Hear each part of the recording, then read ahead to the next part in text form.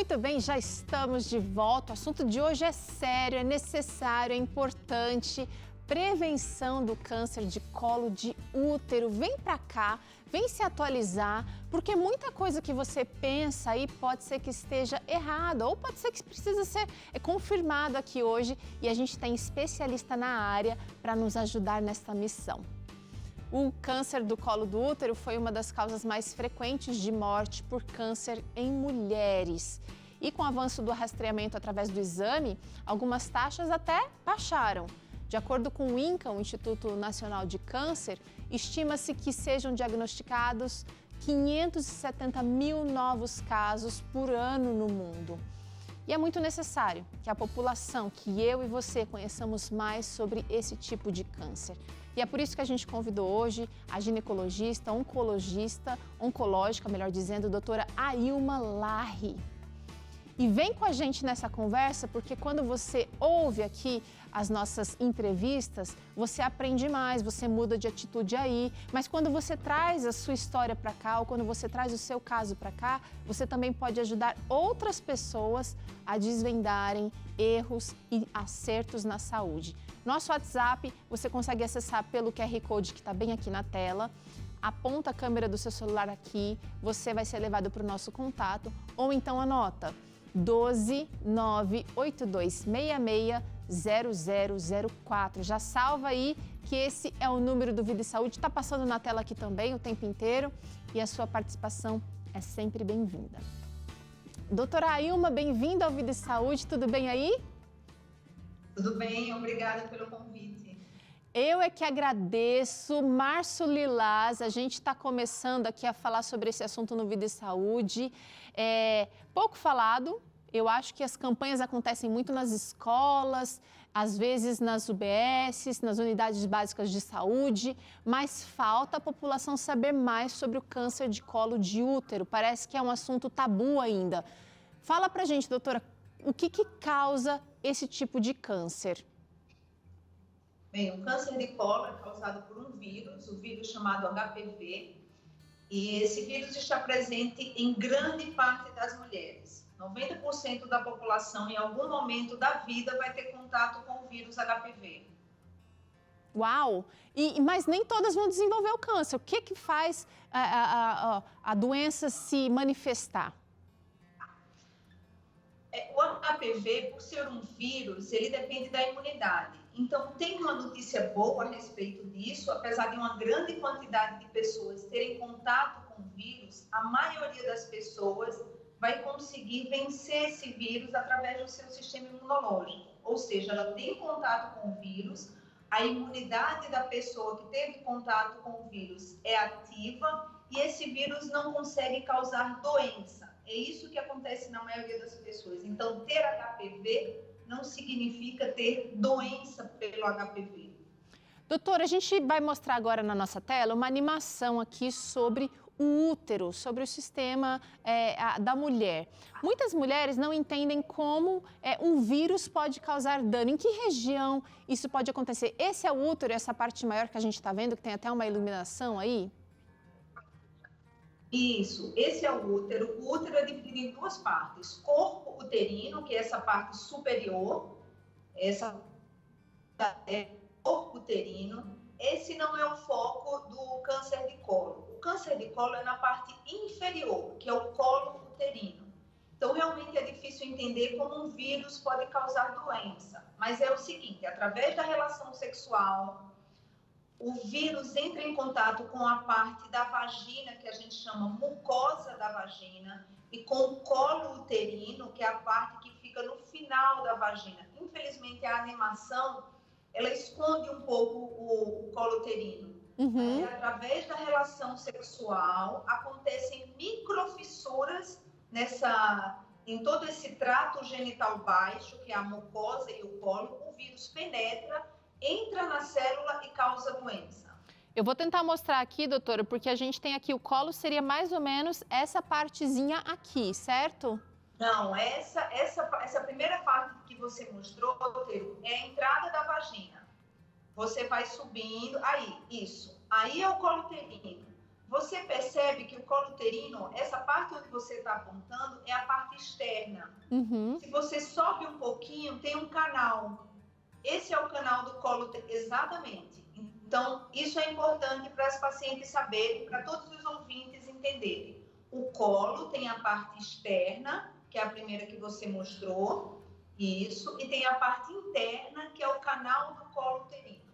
Tá. É aí que o vírus mais gosta de ficar. Vamos falar, a gente está trazendo aqui as imagens, está tentando explicar e fazendo o nosso melhor, né, usando a tecnologia. Por que é importante entender um pouquinho o básico dessa anatomia? Porque se o vírus ele precisa chegar aqui para causar danos, significa que a gente pode bloquear. A gente viu aqui com a Covid-19 que o uso de máscara, que o uso de álcool em gel, são barreiras físicas, barreiras químicas que ajudam a proteger de vírus.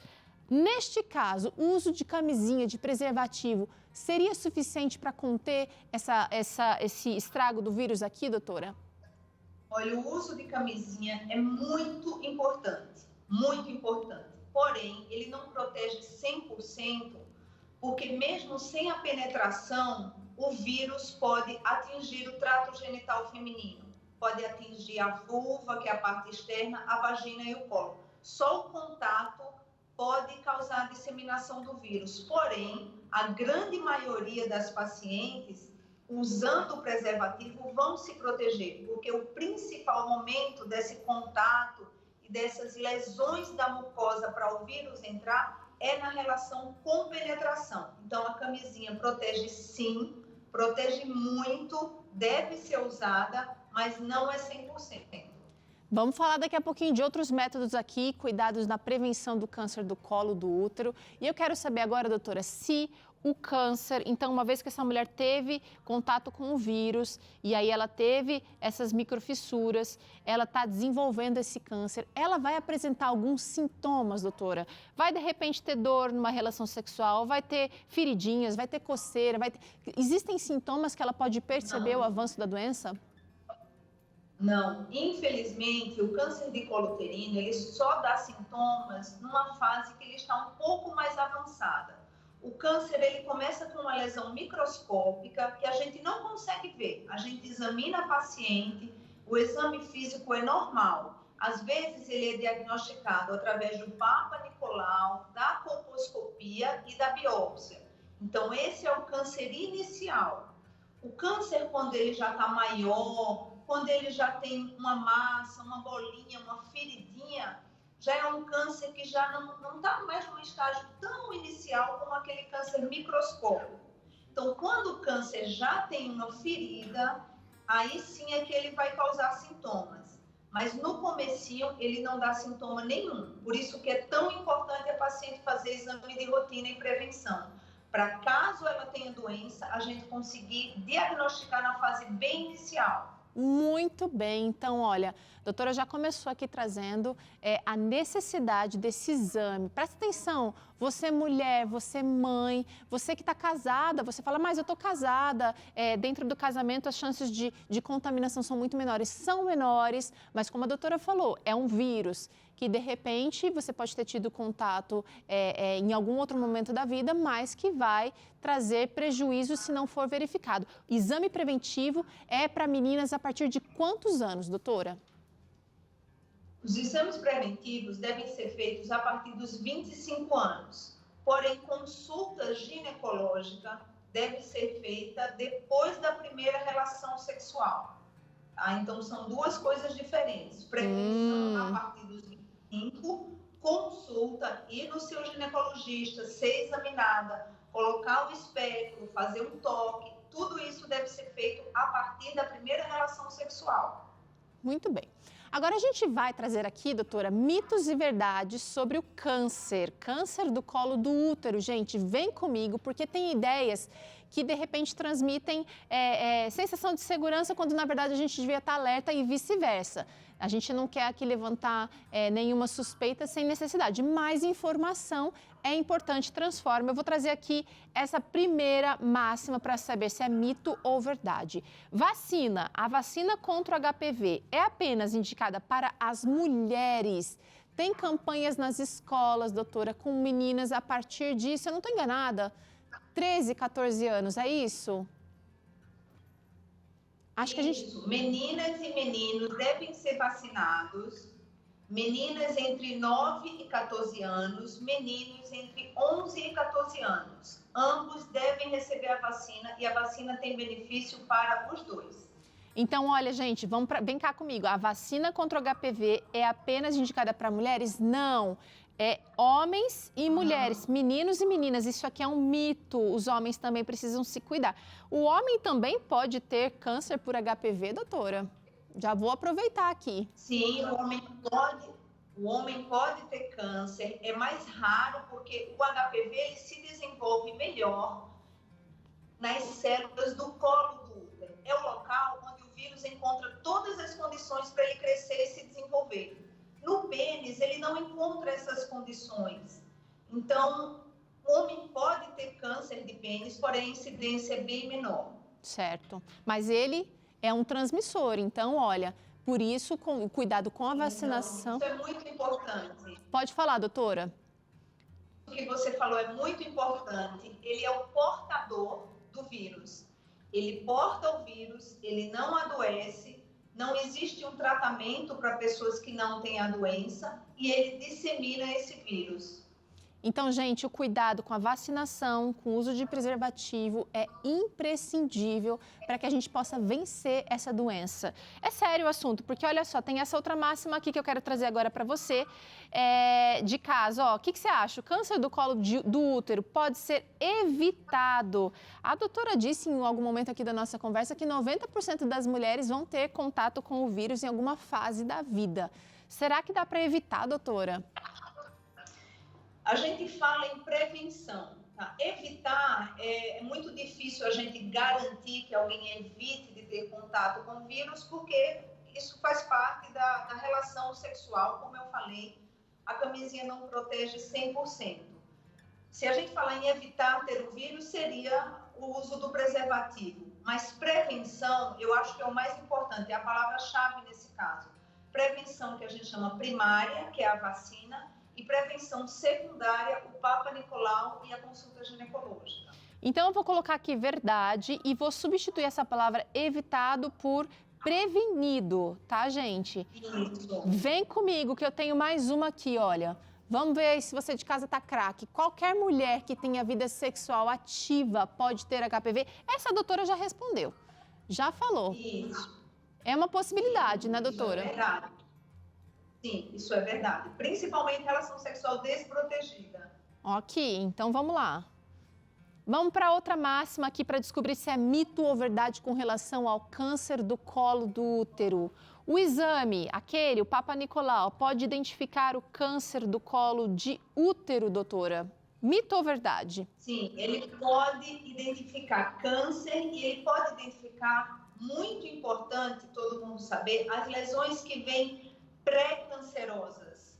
Então, isso é importante, porque o câncer de colo ele tem um comportamento interessante.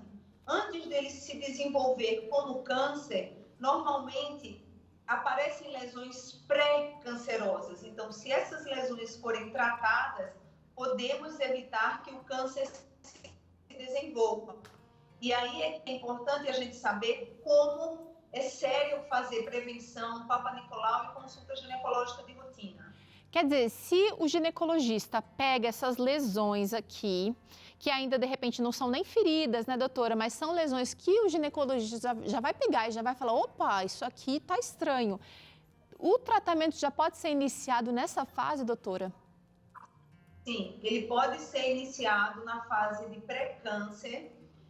O tratamento é bem mais tranquilo, é um tratamento pouco agressivo, que difere do tratamento da lesão quando está instalada. O tratamento das lesões pré-cancerosas é feito geralmente com cirurgias de pequeno porte e o tratamento do câncer já instalado, dependendo do estágio, é feito com cirurgias mais agressivas ou com radioterapia, quimioterapia.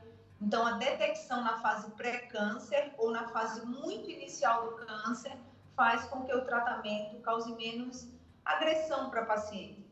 Tá, a senhora falou que a partir dos 25 anos já é feito o exame, então, para prevenção, preventivo, e a mulher a partir do momento em que começa que tem uma relação sexual. Porém, de quando em quando é necessário que essas visitas aconteçam ao ginecologista. Por quê? Porque eu estou imaginando que o câncer ele tem um tempo de desenvolvimento. Então, para que seja pego no momento ideal para tratamento, porque tem mulheres, doutora, que são surpreendidas por um câncer já avançado justamente porque acabaram não fazendo Papa Nicolau, não fazem o exame preventivo, não participaram de campanhas vacinais. Isso, o exame preventivo é feito anualmente, depois de 2 exames consecutivos normais, esse intervalo pode ser espaçado para 3 anos. Porém, esses 2 exames têm que ser exames feitos com boa qualidade, com uma boa amostra do colo, com uma boa análise. Importante dizer que o Papa Nicolau tem um índice de falha alto. Alguns estudos mostram 40%, outros mostram 60% de falha no exame de Papa Nicolau. E ele ainda é um exame usado no Brasil como rastreamento, segundo o Instituto Nacional do Câncer. Outros testes mais modernos podem ser feitos, por exemplo, os testes moleculares. A gente não consegue fazer esses testes ainda como rotina, segundo o Instituto Nacional do Câncer, mas eles existem, são testes mais acurados. Então, hoje o que a gente tem como recomendação é Papa anual, depois de exames normais. Esse intervalo pode passar para 3 anos e ele vai até 65 anos. Até 65 anos a paciente tem que seguir essa rotina. Olha aí, então já dá para perceber que mesmo com o início da menopausa, o exame ainda precisa ser realizado, né? Mesmo com a cessação da menstruação. Vamos para outra máxima aqui, olha. Os homens não desenvolvem doenças relacionadas ao HPV. E aí, doutora, mito ou verdade? Os homens podem desenvolver verruga relacionada ao HPV, que aí é um HPV que a gente chama de baixo risco. E os homens podem desenvolver também essas lesões pré-câncer causadas pelo HPV.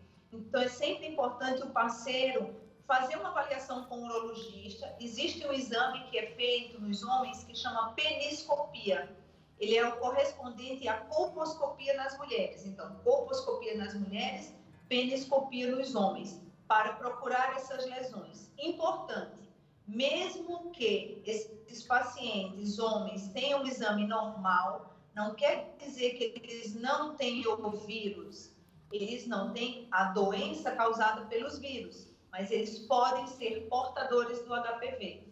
Tá, vamos lá então. Uma mulher que de repente fez o seu preventivo e descobriu que está com essas lesões ou que já está com uma lesão de câncer ali. O tratamento começa com ela e o seu parceiro.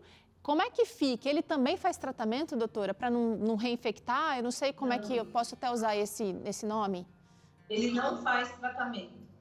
Ele pode ir no urologista, o urologista pode avaliar. Na grande maioria das vezes, esses homens não vão ter doença nenhuma. Então, não tem nada que a gente possa fazer de forma ativa para esse parceiro. Ele pode ser avaliado, mas na grande maioria das vezes ele não vai ter doença detectável, ele não vai precisar de tratamento. Entendi. Então, olha, mulheres, atenção, a gente precisa se cuidar mais sim. Olha aqui, tem mais uma máxima que eu quero saber se é mito ou verdade. Toda mulher com HPV vai necessariamente desenvolver o câncer do colo do útero, doutora? Não. Toda mulher com HPV, ela tem um risco. Esse risco começa a aumentar a partir dos 25 anos, se torna ainda maior a partir dos 30 anos. A maioria das pacientes vai conseguir fazer o que a gente chama, no termo médico, o clareamento, o clearance do vírus. Ou seja, esse vírus, ele vai ficar como se fosse no estado de dormindo ou em repouso, ele fica inativo, ou às vezes ele é até eliminado. Então, a maioria das pacientes que tiveram contato com HPV, pacientes jovens, que às vezes fazem exames, detectou alguma doença pelo HPV, a grande maioria dessas pacientes vai eliminar esses vírus. Elas não vão se tornar doentes pelos vírus, elas não vão ter câncer. Só uma pequena parte, esse vírus vai persistir, não vai ser eliminado, apesar do sistema imune da mulher ser ativo, não vai ser eliminado, ele vai continuar lá no organismo dela. E aí sim, essas mulheres, que correspondem a mais ou menos 10% das pacientes que têm contato com o vírus, essas pacientes vão ter risco de desenvolver pré-câncer ou câncer. Tá certo. Vamos lá, doutora. Chegaram aqui algumas interações para a gente. Eu quero trazer a primeira na tela, que é representativa. Muita gente perguntou e a gente selecionou essa que representa várias. Quem já fez a esterectomia total ainda corre risco de desenvolver esse tipo de câncer? Só explicando o que é a esterectomia primeiro, doutora. Retirada do útero. Esterectomia é quando a paciente retira o útero. Às vezes ela retira o útero por mioma ou por alguma doença que não tem nada a ver com o colo do útero. Se o útero foi retirado, ela não vai desenvolver câncer no colo do útero, né? Se foi feita a esterectomia total. Mas essa paciente pode desenvolver doenças pelo HPV na vagina e na vulva. Ok. Então, as pacientes precisam continuar no segmento ginecológico anual. Algumas vão precisar fazer Papa Nicolau, outras não, mas elas precisam ser seguidas. Muito bem, ficou bem claro aqui. Chegou mais uma interação que eu quero trazer na tela agora. Quem está falando aqui, quem está representando é a Márcia. Ela disse que fez uma colposcopia e onde foi encontrada uma lesão de baixo grau. Será que essa lesão pode ser início de câncer? A Márcia põe aqui a pergunta dela preocupada, doutora. Márcia, tem dois grupos de lesão pelo HPV. As lesões de baixo risco e as lesões de alto risco. As lesões de baixo risco são as verrugas ou os NICs. Vai ter uma sigla que é o NIC, NIC1. Essas lesões estão no grupo de baixo risco. Elas não estão relacionadas a câncer. Apesar de precisarem de tratamento, elas não estão relacionadas a câncer. As lesões de alto risco são as lesões do tipo NIC 2 ou 3. Então, lesões de baixo risco não estão relacionadas a câncer, estão relacionadas a HPV, mas também são um grupo de HPV de baixo risco. A gente tem mais de 200 tipos de HPV. O grupo de HPV que está relacionado a baixo risco não é do grupo de HPV que está relacionado a câncer. Muito bem respondido aqui, Márcia. Só lembrando para todo mundo, né, que nem toda lesão vai significar, como a gente trouxe aqui, vai significar uma promessa de câncer, mas precisa de tratamento, precisa de cuidado para que realmente você fique bem. Agora é o seguinte, recadinho do coração para você que tem vergonha de procurar um cuidado. Olha na tela essa interação que chegou para a gente agora. A minha mãe biológica, disse o Rogério, morreu de câncer no útero.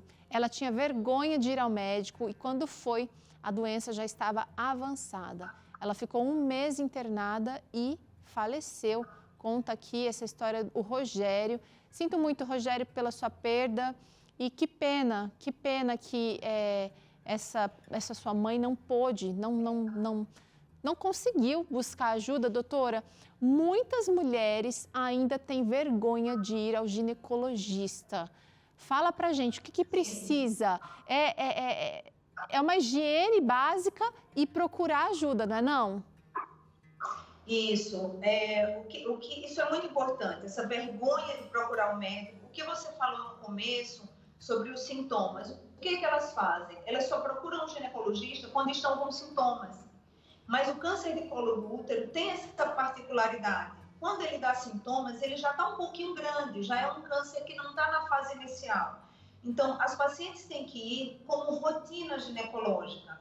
Essa questão que o Rogério citou, ele tem que conscientizar irmãs, se ele tiver filhos, se ele tiver mulheres na família que têm essa atitude, a experiência dele tem que servir para os outros. Não pode deixar de ir, isso é uma situação muito comum. É um exame super importante que pode realmente fazer muita diferença em relação à prevenção desse tipo de tumor.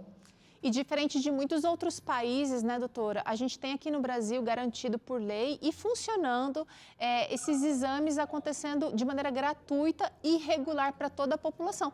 Basta buscar essa consulta, né, com o ginecologista e aguardar porque ela tem acontecido. Exato. O Serviço de Saúde Público faz o Papa Nicolau. O que a gente observa muito é que não há uma regularidade. As pacientes passam 2 anos sem fazer, porque não tiveram tempo, porque esqueceram. Então, a regularidade do exame faz muita diferença. Doutora Ailma, eu quero te agradecer aqui pela conversa hoje. O tempo passou rapidinho. A gente conversou sobre muita coisa, mas todas elas importantes. E eu acho que foi muito, muito legal a sua participação aqui com a gente hoje. Eu espero que Deus te abençoe muito aí no seu trabalho. Eu sei que é um trabalho, às vezes, né, de formiguinha, construindo um pouquinho a cada dia, mas eu tenho certeza que muitas vidas e muitas mulheres e muitas famílias podem ser salvas com atitudes como, acho que a gente está fazendo aqui agora, né, de informação e de esclarecimento. Obrigada, doutora. Obrigada também. Lembrando que hábitos saudáveis, alimentação, não fumar, ter um comportamento sexual saudável, correto, uma boa alimentação, atividade física, tudo isso melhora seu sistema imunológico e vai ajudar também. Parabéns pelo trabalho de vocês e por essa divulgação. Tá certo, doutora. A gente tá junto sempre. Eu quero conversar com ela mais vezes por aqui. Você gostou também, né? É bom. Eu acho que a gente pode fazer mais. Tem redes sociais aqui? Não tem redes sociais, mas a gente pode conversar com a doutora Ailma mais vezes aqui no Vida e Saúde. Obrigada, doutora. Ok. Muito obrigada. Uma boa tarde. Tchau. Tchauzinho, olha só, a gente vai fazer um intervalo agora. Esse papo foi muito interessante. Se você quiser rever, se você quiser repassar alguma informação, vai estar disponível para você no YouTube. Mas na volta tem claramente, o Dr. César traz aqui um assunto importante, diferente. Quando é que a gente encontra limitações dentro do casamento? E ainda tem receita no Vida e Saúde. Hoje é arroz doce cremoso para você, para deixar sua tarde mais gostosa. Eu volto já.